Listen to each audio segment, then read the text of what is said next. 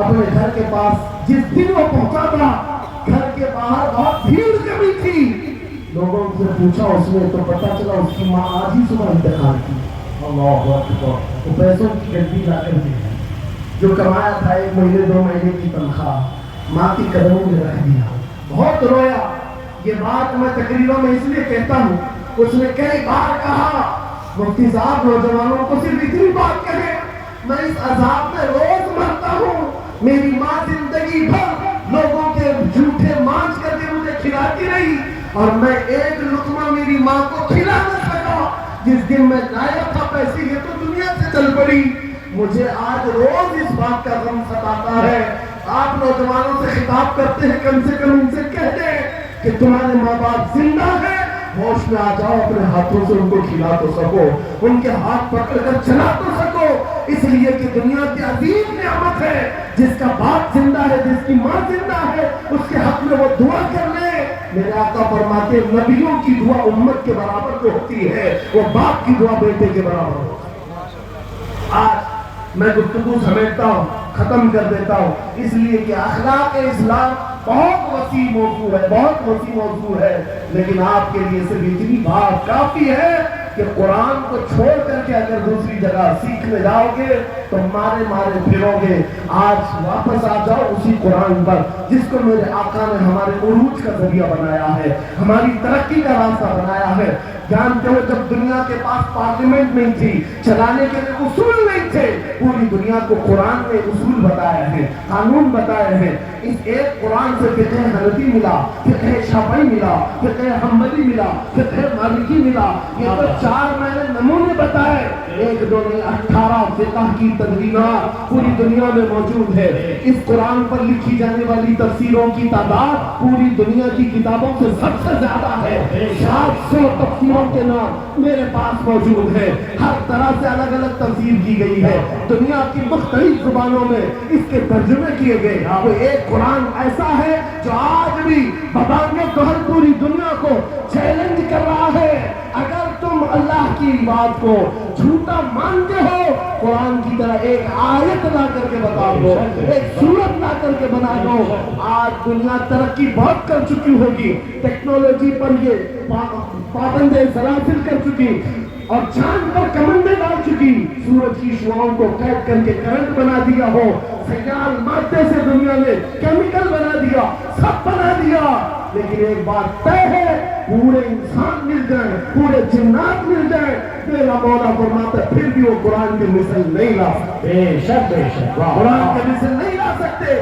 یہ معجزہ تمہارے پاس ہے، یہ معجزہ تمہارے پاس ہے، دنیا کے پاس یہ دولت نہیں. اٹھو مگر نہ حشر نہ ہوگا پھر کبھی، دوروں کے زمانہ چھال اپنی چل گیا.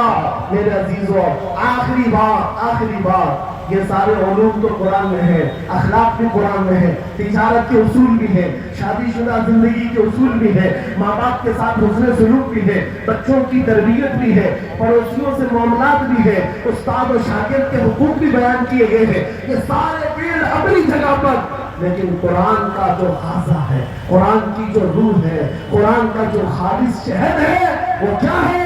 قرآن پڑھنے والے کو سب سے بڑی دولت اگر کوئی ملتی ہے تو اپنے نبی سے بے انتہا عشق کرنے کی دولت ملتی ہے. آغاز سے اخیر تک قرآن ہے نعت مصطفیٰ محبوب کے بیان کا. کیسا انوکھا ڈھنگ ہے.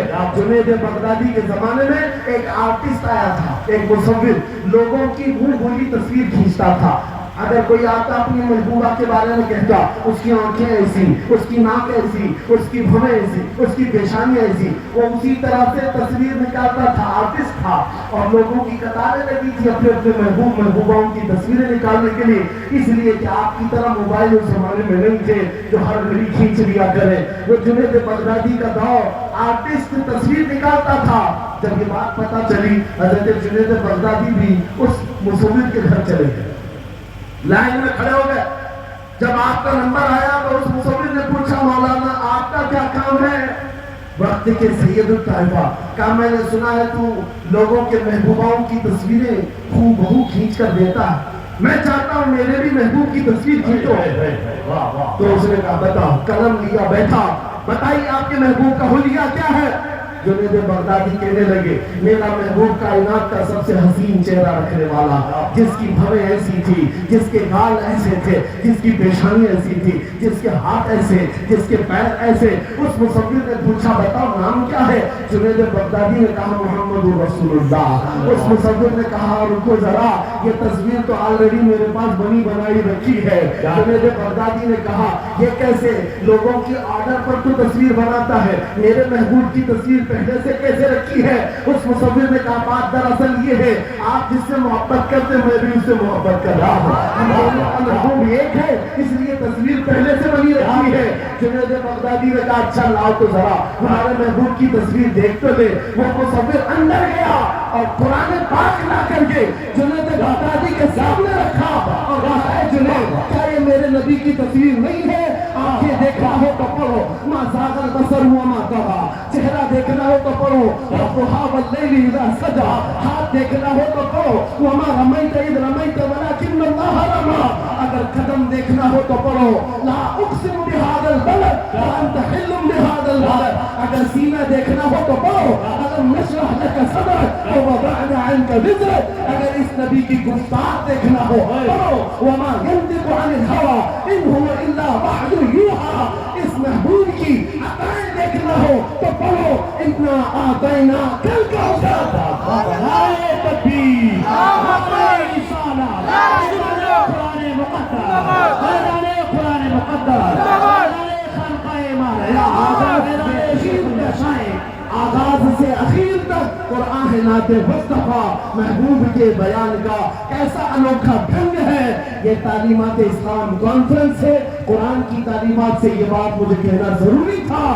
قرآن صرف اخلاق کی تعلیم نہیں، صرف معاشیات کی تعلیم نہیں، بلکہ قرآن عشق رسول کی تعلیم دیتا ہے اور حب رسول سکھاتا ہے۔ اس لیے ہم اسی حب رسول کے ساتھ اس جلسے کا اختتام کرتے ہیں۔ اس قرآن کی تعلیم اہل غیر سے بھی نہیں حاصل کرنا، بجھے ہوئے دل سے نہیں لینا، اندھے لوگوں سے بھی مت پڑھنا جو قرآن تو پڑھا دیں گے قل هو اللہ احد، لیکن بعد میں یہ نہیں بتائیں گے کس پر اترا تھا۔ قرآن اگر پڑھنا ہے تو کنز ایمان سے پڑھا کرو، جہاں بریلی کا امام یہ نہیں بتائے گا، قرآن پڑھنے والا اپنے نبی کو یہ نہیں کہے گا میرا نبی میرے جیسا تھا یا اس کا علم ایسا تھا ویسا تھا، بلکہ بریلی کا امام بتائے گا۔ قرآن پڑھنے والا اپنے نبی کو یوں کہے گا سرور کہو کہ مالک خلیل کا گل زیبا کہو تجھے، تیرے تو وصف ہے اتناہی سے ہے بری، حیران ہوں میرے شاہ میں کیا کیا کہوں تجھے، لیکن نظانے ختم سخن اس میں کر دیا، خالق کا بندہ خلق کا آقا کہو۔ نعرہ تکبیر۔